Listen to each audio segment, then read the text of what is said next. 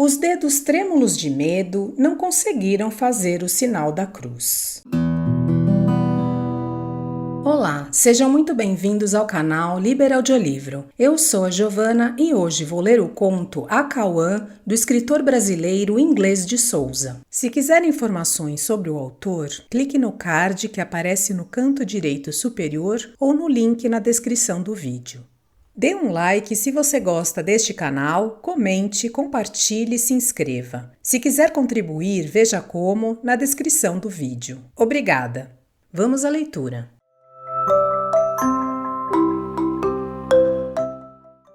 O capitão Jerônimo Ferreira, morador da antiga vila de São João Batista de Faro, voltava de uma caçada a que fora para distrair-se do profundo pesar causado pela morte da mulher, que o deixara subitamente só com uma filhinha de 2 anos de idade.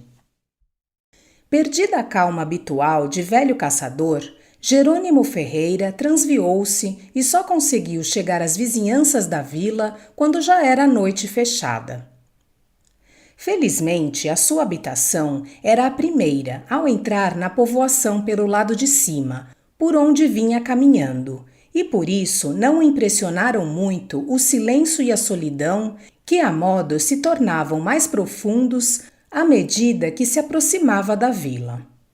Ele já estava habituado à melancolia de Faro, talvez o mais triste e abandonado dos povoados do Vale do Amazonas, posto que se mire nas águas do Inhamundá, o mais belo curso d'água de toda a região. Faro é sempre deserta. A menos que não seja algum dia de festa, em que a gente das vizinhas fazendas vem ao povoado, quase não se encontra viva alma nas ruas. Mas se isso acontece à luz do sol, às horas de trabalho e de passeio, à noite a solidão aumenta. As ruas, quando não sai a lua, são de uma escuridão pavorosa. Desde as 7 horas da tarde, só se ouve na povoação o pio agoureiro do murucu-tutu ou o lúgubre uivar de algum cão vagabundo, apostando queixumes com as águas múrmuras do rio. Fecham-se todas as portas. Recolhem-se todos com um terror vago e incerto que procuram esconjurar, invocando Jesus, Maria, José. Vinha, pois, caminhando o capitão Jerônimo a solitária estrada, pensando no bom agasalho da sua fresca rede de algodão trançado e lastimando-se de não chegar a tempo de encontrar o sorriso encantador da filha, que já estaria dormindo. Da caçada nada trazia, fora um dia infeliz, nada pudera encontrar, nem ave nem bicho, e ainda em cima perdera-se e chegava tarde, faminto e cansado. Também quem lhe mandara sair à caça em sexta-feira? Sim, era uma sexta-feira, e quando depois de uma noite de insônia se resolvera a tomar a espingarda e a partir para a caça, não se lembrara que estava num dia por todos conhecidos como aziago, e especialmente temido em Faro, sobre que pesa o fado de terríveis malefícios. Com esses pensamentos, o capitão começou a achar o caminho muito comprido, por lhe parecer que já havia muito passar o marco da jurisdição da vila. Levantou os olhos para o céu, a ver se orientava pelas estrelas sobre o tempo decorrido. Mas não viu estrelas. Tendo andado muito tempo por baixo de arvoredo, não notara que o tempo se transtornava e achou-se de repente numa dessas terríveis noites do Amazonas em que o céu parece ameaçar a terra com todo o furor da sua cólera divina. Súbito, o clarão vivo de um relâmpago rasgando o céu mostrou ao caçador que se achava a pequena distância da vila, cujas casas, caiadas de branco, lhe apareceram numa visão efêmera. Mas pareceu-lhe que errara de novo o caminho, pois não vira sua casinha abençoada, que devia ser a primeira a avistar. Com poucos passos mais, achou-se numa rua, mas não era a sua. Parou e pôs o ouvido à escuta, abrindo também os olhos para não perder a orientação de um novo relâmpago. Nenhuma voz humana se fazia ouvir em toda a vila. Nenhuma luz se via. Nada que indicasse a existência de um ser vivente em toda a redondeza. Faro parecia morta. Trovões furibundos começaram a atroar os ares. Relâmpagos amiudavam-se, inundando de luz rápida e viva as matas e os grupos de habitações, que logo depois ficavam mais sombrios. Raios caíram com fragor enorme, prostrando cedros grandes, velhos de 100 anos. O capitão Jerônimo não podia mais dar um passo, nem já sabia onde estava. Mas tudo isso não era nada. Do fundo do rio, das profundezas da lagoa formada pelo Inhamundá, levantava-se um ruído que foi crescendo, crescendo e se tornou um clamor horrível, insano, uma voz sem nome que dominava todos os ruídos da tempestade. Era um clamor só comparável ao brado imenso que hão de soltar os condenados no dia do juízo final. Os cabelos do capitão Ferreira puseram-se de pé e duros como estacas. Ele bem sabia o que aquilo era. Aquela voz era a voz da cobra grande, da colossal sucuriju, que reside no fundo dos rios e dos lagos. Eram os lamentos do monstro em laborioso parto. O capitão levou a mão à testa para benzer-se, mas os dedos trêmulos de medo não conseguiram fazer o sinal da cruz. Invocando o santo do seu nome, Jerônimo Ferreira deitou a correr na direção em que supunha dever estar a sua desejada casa. Mas a voz, a terrível voz, aumentava de volume. Cresceu mais, cresceu tanto afinal que os ouvidos do capitão zumbiram, tremeram-lhe as pernas e caiu no limiar de uma porta. Com a queda espantou um grande pássaro escuro que ali parecia pousado e que voou cantando: Acauã, Acauã. Muito tempo esteve o capitão caído, sem sentidos. Quando tornou a si, a noite estava ainda escura, mas a tempestade cessara. Um silêncio tumular reinava. Jerônimo, procurando orientar-se, olhou para a lagoa e viu que a superfície das águas tinha um brilho estranho, como se a tivessem untado de fósforo. Deixou errar o olhar sobre a toalha do rio e um objeto estranho, afetando a forma de uma canoa, chamou-lhe a atenção. O objeto vinha impelido por uma força desconhecida em direção à praia, para o lado em que se achava Jerônimo.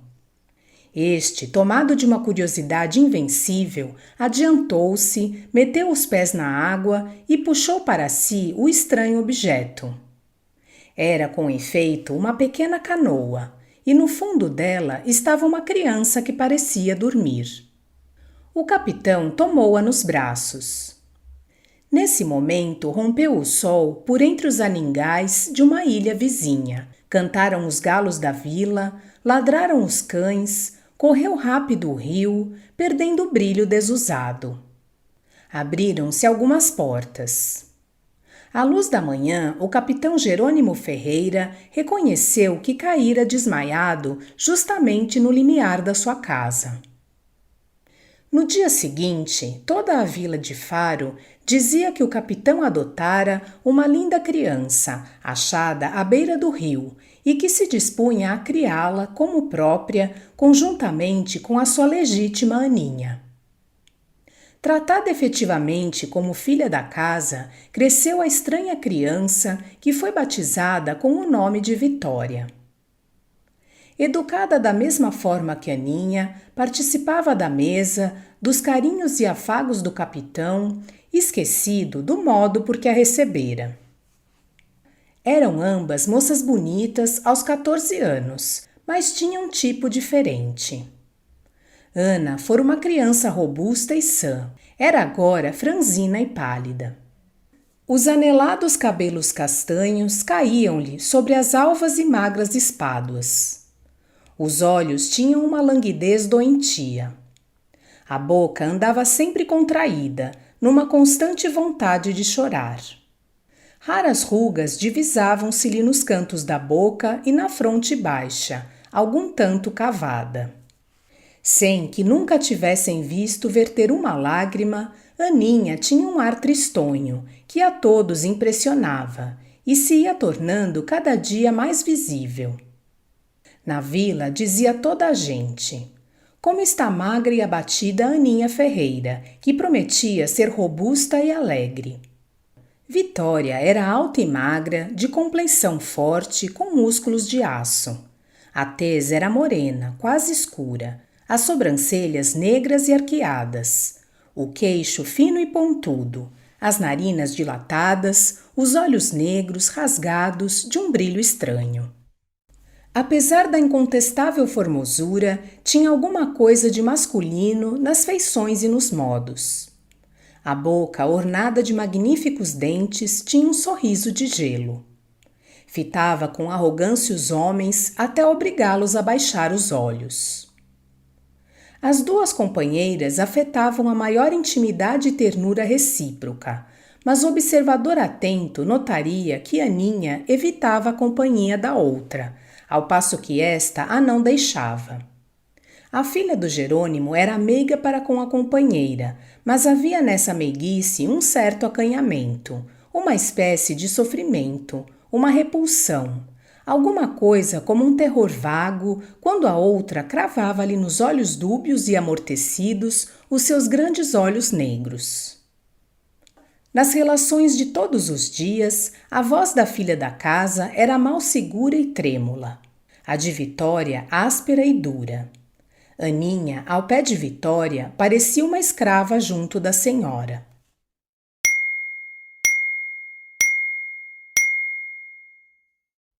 Tudo, porém, correu sem novidade até ao dia em que completaram 15 anos, pois se dizia que eram da mesma idade. Desse dia em diante, Jerônimo Ferreira começou a notar que a sua filha adotiva ausentava-se da casa frequentemente, em horas impróprias e suspeitas, sem nunca querer dizer por onde andava. Ao mesmo tempo que isso sucedia, Aninha ficava mais fraca e abatida. Não falava, não sorria, 2 círculos arroxeados salientavam-lhe a morbidez dos grandes olhos pardos. Uma espécie de cansaço geral dos órgãos parecia que lhe ia tirando pouco a pouco a energia da vida. Quando o pai chegava-se a ela e lhe perguntava carinhosamente: "Que tens, Aninha?", a menina, olhando assustada para os cantos, respondia em voz cortada de soluços: "Nada, papai."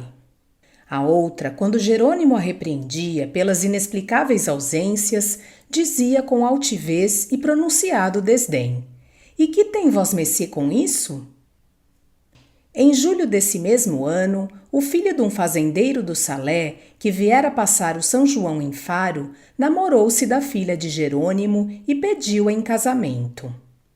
O rapaz era bem apessoado, tinha alguma coisa de seu e gozava de reputação de sério. Pai e filha anuíram gostosamente ao pedido e trataram dos preparativos do noivado. Um vago sorriso iluminava as feições delicadas de Aninha. Mas um dia em que o capitão Jerônimo fumava tranquilamente o seu cigarro de tauari à porta da rua, olhando para as águas serenas do Inhamundá, a Aninha veio se aproximando dele a passos trôpegos, hesitante e trêmula, e como se cedesse a uma ordem irresistível, disse, balbuciando, que não queria mais casar. "Por quê?" foi a palavra que veio naturalmente aos lábios do pai, tomado de surpresa. "Por nada, porque não queria." E juntando as mãos, a pobre menina pediu, com tal expressão de sentimento, que o pai, enleado, confuso, dolorosamente agitado por um pressentimento negro, aqueceu, vivamente contrariado: "Pois não falemos mais nisso." Em Faro não se falou em outra coisa durante muito tempo, senão na inconstância da Aninha Ferreira. Somente Vitória nada dizia. O fazendeiro do Salé voltou para suas terras, prometendo vingar-se da desfeita que lhe haviam feito. E a desconhecida moléstia da Aninha se agravava, a ponto de impressionar seriamente ao capitão Jerônimo e a toda a gente da vila. Aquilo é paixão recalcada, diziam alguns.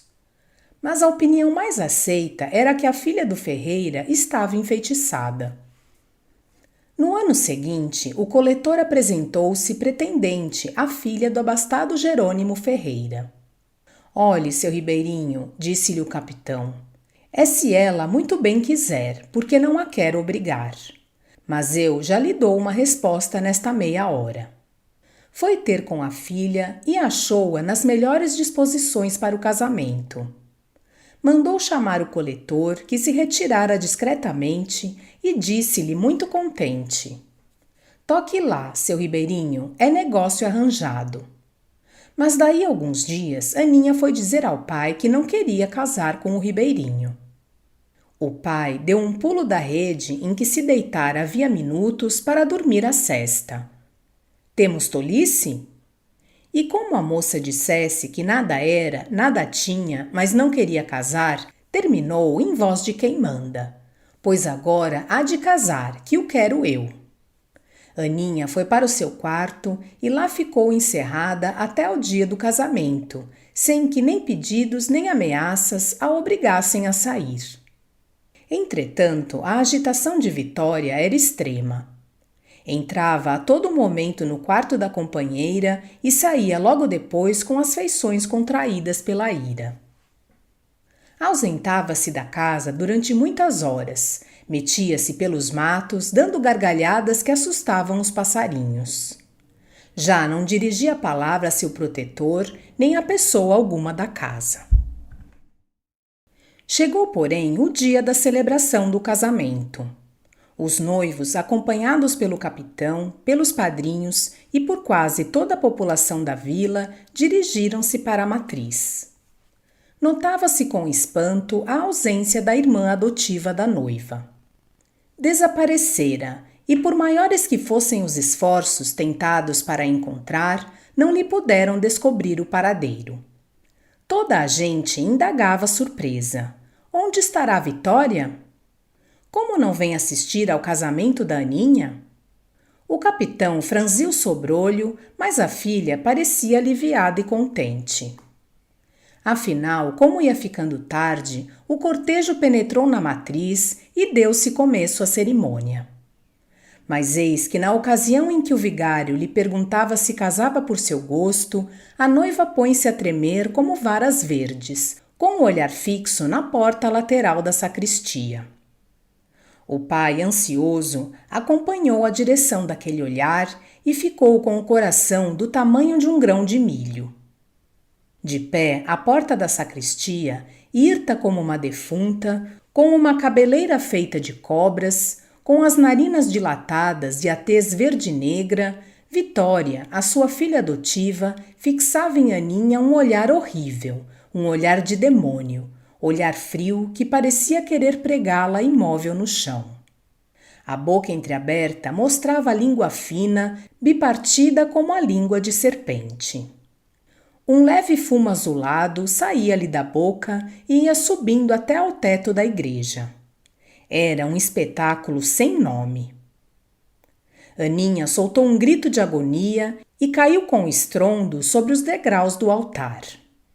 Uma confusão fez-se entre os assistentes. Todos queriam acudir-lhe, mas não sabiam o que fazer. Só o capitão Jerônimo, em cuja memória aparecia de súbito a lembrança da noite em que encontrara a estranha criança, não podia despegar os olhos da pessoa de Vitória, até que esta, dando um horrível brado, desapareceu sem se saber como.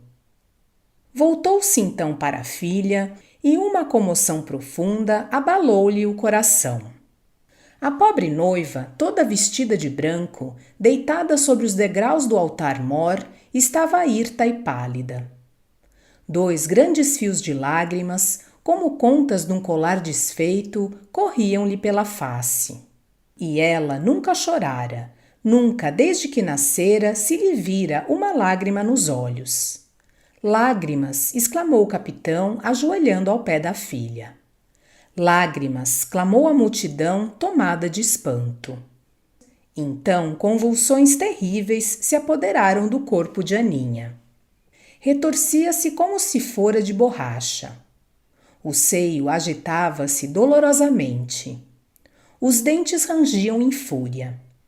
Arrancava com as mãos o lindo cabelo. Os pés batiam no soalho. Os olhos reviravam-se nas órbitas, escondendo a pupila. Toda ela se maltratava, rolando como uma frenética, uivando dolorosamente. Todos os que assistiam a esta cena estavam comovidos. O pai, debruçado sobre o corpo da filha, chorava como uma criança. De repente, a moça pareceu sossegar um pouco, mas não foi senão o princípio de uma nova crise. Inteiriçou-se. Ficou imóvel. Encolheu depois os braços, dobrou-os a modo de asas de pássaro, bateu-os por vezes nas ilhargas e, entreabrindo a boca, deixou sair um longo grito que nada tinha de humano, um grito que ecoou lugubremente pela igreja. Acauã! Jesus! Bradaram todos, caindo de joelhos. E a moça, cerrando os olhos, como em êxtase, com o corpo imóvel, à exceção dos braços, continuou aquele canto lúgubre. Acauã! Acauã! Por cima do telhado, uma voz respondeu a de Aninha. Acauã! Acauã! Um silêncio tumular reinou entre os assistentes. Todos compreendiam a horrível desgraça. Era o Acauã.